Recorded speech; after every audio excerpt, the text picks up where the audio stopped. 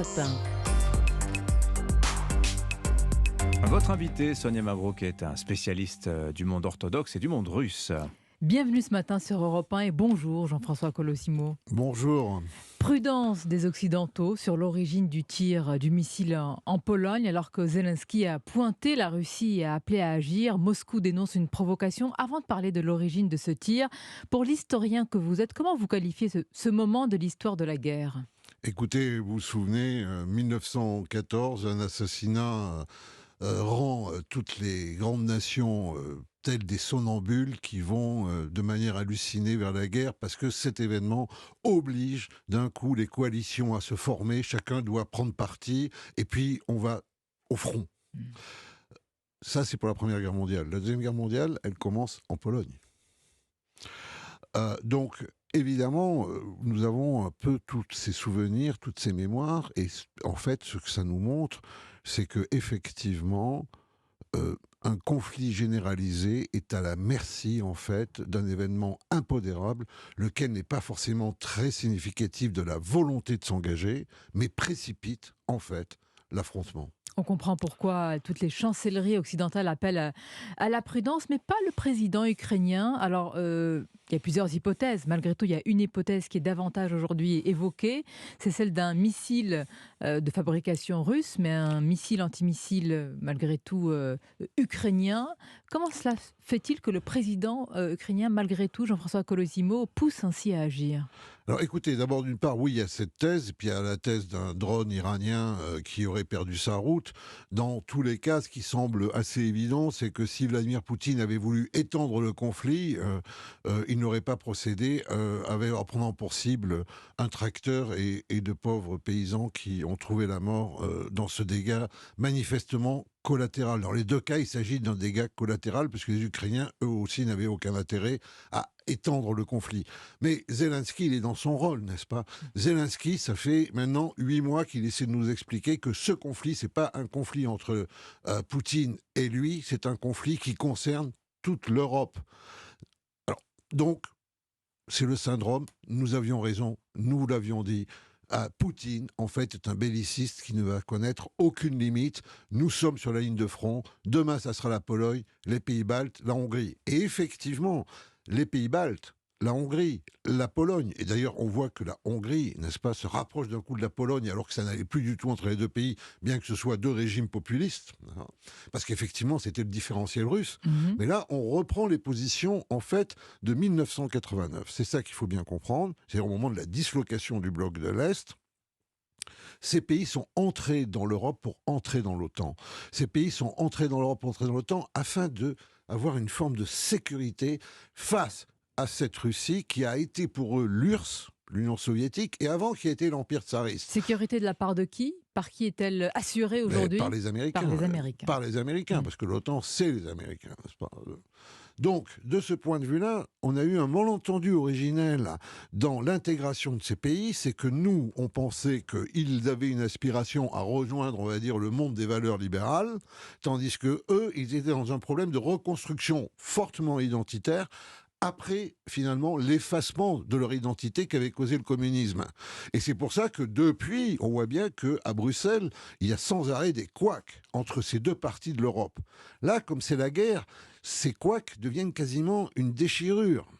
C'est vraiment deux conceptions qui s'affrontent, et cet incident, évidemment, permet à Varsovie, à Budapest, à Vilnius, à Riga, et bien sûr à Kiev, de dire « Mais vous voyez bien que vous avez été naïfs, je ne crois pas qu'on l'ait été, que vous avez été un peu des idiots utiles, vous les Français, les Allemands, etc. » Et puis c'est une manière, en fait, cet incident, il n'est pas fait pour changer le cours de la guerre, mais il est fait pour changer l'évolution de la paix. Ces pays nous disent « Vous alliez peut-être faire une paix facile sur notre dos, vous devez compter avec nous, nous ne voulons pas d'une paix ou de négociation à nos dépens, et nous voulons que la Russie de Poutine disparaisse, soit gommée. » On peut comprendre leurs craintes, mais on peut aussi comprendre que c'est impossible. On ne va pas gommer la Russie d'un trait de gomme sur une carte.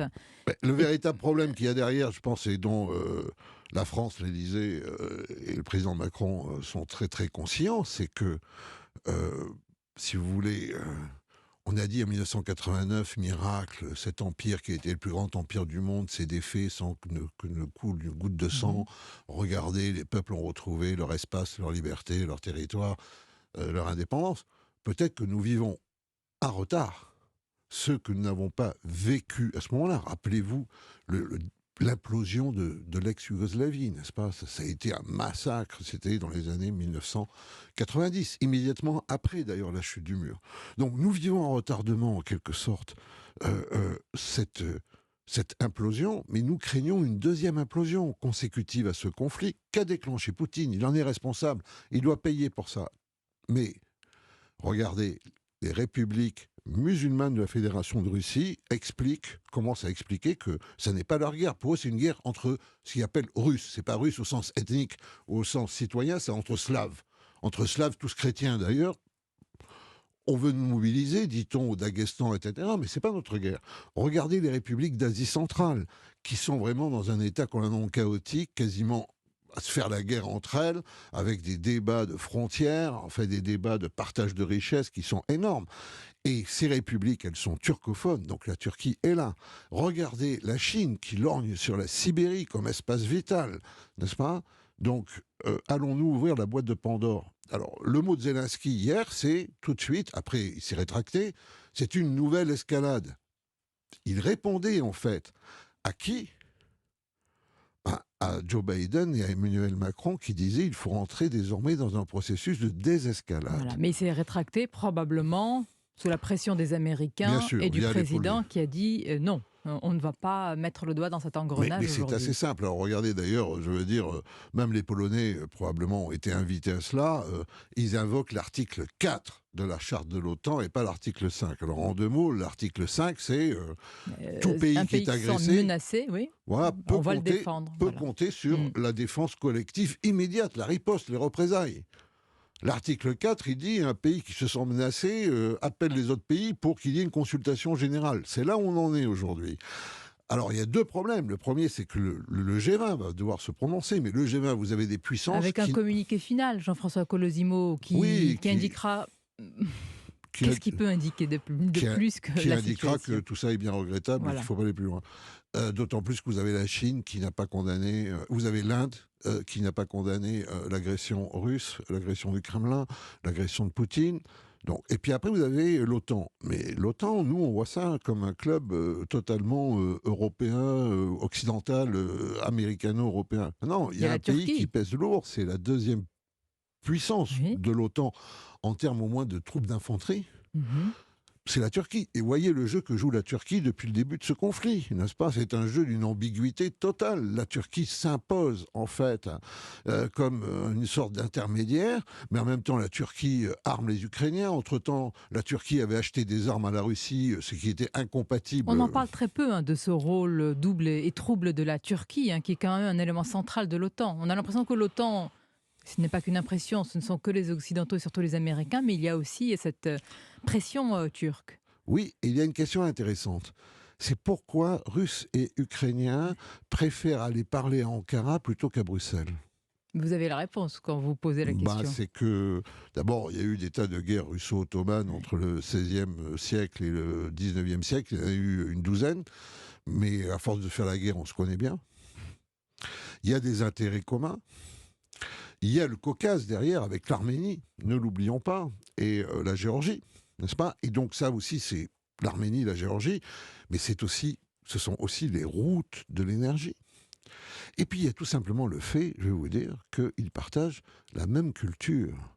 Culture impériale, culture de l'Est, culture de pays où le facteur religieux compte beaucoup, et culture aussi où on peut se prendre à la gorge autour de la table sans que ça choque. Parce que ça fait partie des mœurs. Et à la fin, peut-être négocier quelque pour les chose. Ukrainiens. Exactement. On va parler justement de la mosaïque religieuse. Vous y avez consacré de nombreux ouvrages. C'est passionnant aussi de voir cela et d'expliquer toute cette guerre à travers le prisme religieux. Une question sur la stratégie de Poutine, Jean-François Colosimo. Si tu ne peux pas gagner la guerre, rends-la insupportable, invivable pour ton Oui, adversaire en bombardant des centrales électriques et les réseaux de chauffage urbain. C'est la stratégie actuelle, oui, la parce que terre gelée plutôt que la terre brûlée. la vraie nouvelle d'hier, enfin, c'est pas la vraie nouvelle, évidemment, cet incident compte pour beaucoup parce que il redistribue les cartes diplomatiques, n'est-ce pas? Et il oblige finalement à réviser un peu à la baisse l'espoir d'une négociation rapide. Mais sinon, à part ça, la nouvelle d'hier, c'est la centaine de missiles qui ont frappé l'Ukraine. Pourquoi? Pour Et ramener pas l'Ukraine. sur les positions militaires, mais qui ont frappé des Bien centrales. sûr, avec des dizaines probablement de Ouais. civils morts, Mhm. etc. C'est pour amener l'Ukraine à l'âge de pierre avant Dans le l'hiver. noir et le froid de l'hiver. Voilà. Et là, de ce point de vue-là, Poutine continue sa guerre, ou plutôt il continue son effort de guerre pour arriver probablement à la table de négociation dans une position de force. Quelles peuvent être ces négociations, encore une fois? La démilitarisation et l'intervention de forces internationales dans les républiques annexées, avec une promesse de référendum à l'échéance de 3 à 5 ans. Évidemment, l'épine va rester la Crimée parce que les Russes ne voudront Jamais. jamais céder la Crimée. Mhm. Alors, contrairement à ce qu'on dit un peu partout, ils ont quand même quelques raisons historiques. Ils ont aussi quelques raisons ethno... enfin, des raisons de population. La Crimée est beaucoup plus russophone, etc. Et puis ils ont surtout, on le sait bien, une raison stratégique.